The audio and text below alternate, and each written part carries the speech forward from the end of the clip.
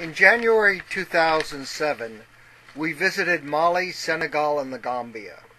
This slideshow contains photographs from our visit to the Casamance region in Senegal.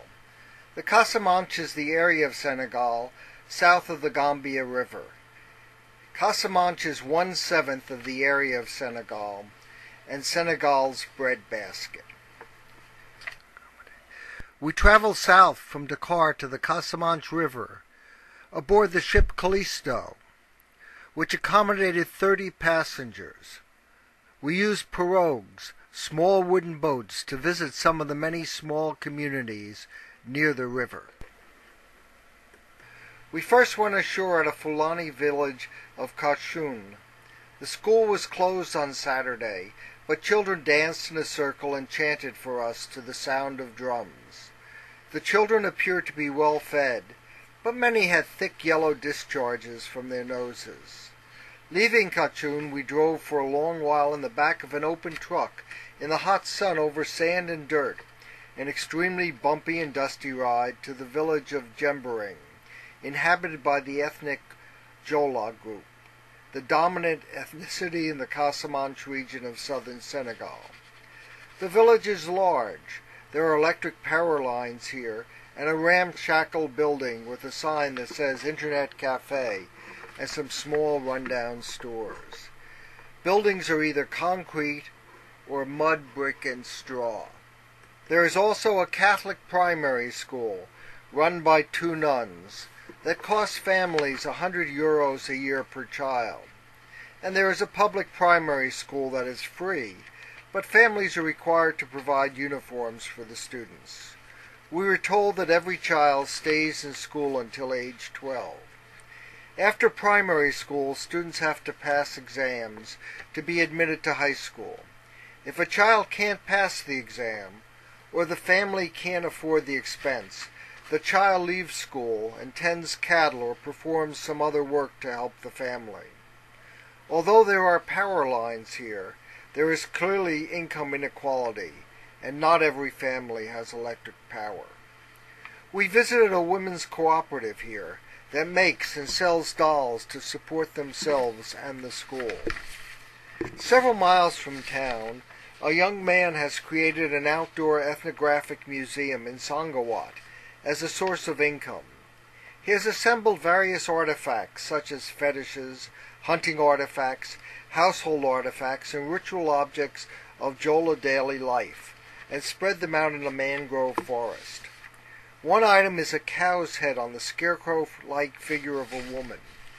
He said that the woman is represented by the cow. Because the cow is so important in the economy, women are respected. He hopes to make enough money from this outdoor display to make his own fruit orchard, but given the remoteness of the place, tourists are few and far between. On the way to Cape Skirring, we passed through several typical small towns, with shops, nightclubs, and banks, including one with a monument in its center to, we assume, agricultural workers. We stopped at Cape Skirring, a beautiful beach resort populated by French tourists, and continued onward, though it was very, very hot and the beach looked very inviting. Returning in the back of the truck, covered with sweat and dust, we once again got into the pirogues and stopped at a small fishing village. Pigs, chickens, and goats roamed freely on the dirt streets. Women sold fruit at small stands, and the shore was lined with all varieties of pirogues. After 9 hours on the river, roads, and in villages, we returned to the boat. We disembarked the next morning in Ziguinchor, the major town in the Casamance region. Armed military men in a jeep with mounted machine guns were visible on the dock. Central government troops stationed here because of the fear of a separatist movement. There is a monument here to the Jola disaster. In 2005, people piled into a ferry which was overcrowded and unbalanced and sank, killing 2,300 people. Ziguinchor is a large, dusty town with a main asphalt road and many dirt roads. Tin-roof shacks contain small stores of goods, and others are sold in the open. Women with babies on their backs and large tubs on their head populate the market. Mule-drawn wagons with heavy rubber tires, bikes, motorbikes, and cars pack the roadway. Pirogues line the shore and men sell fish. Pirogues, the large wooden canoes, are built here on the shoreline, and men are constructing them with hand tools. The buildings here that are more substantial are discolored concrete. Although women are dressed in traditional clothing, many men and children are in Western dress, with T-shirts that are obviously used clothing donated by the U.S. and France, and somewhat the worse for wear. Telecommunications centers and shacks are a source of telephones for locals who do not have cell phones. Signs are prevalent, including an AIDS sign warning in French, "Help fight AIDS." There is a large Catholic church here. 30% of the population is Catholic, compared to 5% in Senegal as a whole. The rest is Muslim. The two groups get along well. We got into the pirogues to visit the distant village of Djilapo. It was terribly hot, with a blazing sun, and it was rough going sitting on the hard wooden rim of the pirogue with no backrest for 2 hours there on the Casamance River. Herons, ospreys, darters, and flamingos were visible on the mangrove-lined banks, and local people in small pirogues passed us by and waved. By the time we got to the remote village, which was our destination, we were literally fried. The village had 10 small houses, made of mud with straw roofs. Big baobab trees were everywhere. The village lives by fishing, and men are sitting outdoors, mending their nets. They sell what they don't eat. There is no electricity here and no school. If children go to school, they must go to Ziguinchor and live with relatives. A man who was shunned by the village, though it's not clear why, lived at the edge of the village and made a hut whose walls are elaborate mud sculptures of people and village scenes.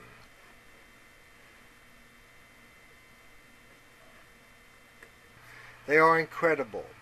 He had never seen a Western art museum, but his work was of museum quality.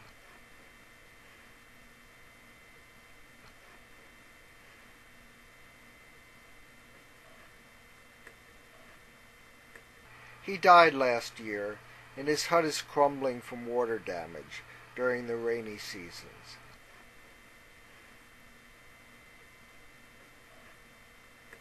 After visiting here, we returned to the Callisto. We remained in Ziguinchor the next morning and visited a farm botanical garden in Gibolor, owned by a French expatriate.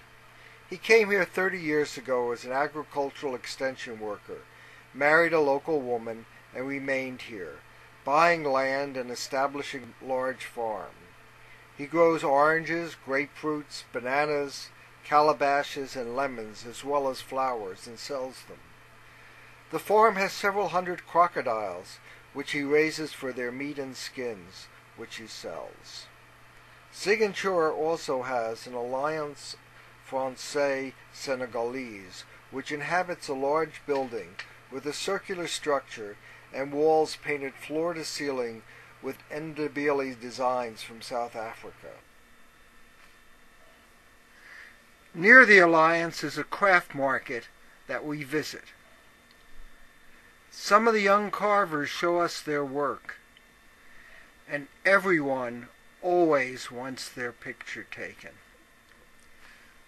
We head back towards the ship, passing through the streets of Ziguinchor for a last time and giving us a view of the shops, the children returning home from school, and people going about the daily routine of their lives. When we return to the ship, we will leave Casamance and head for the Gambia.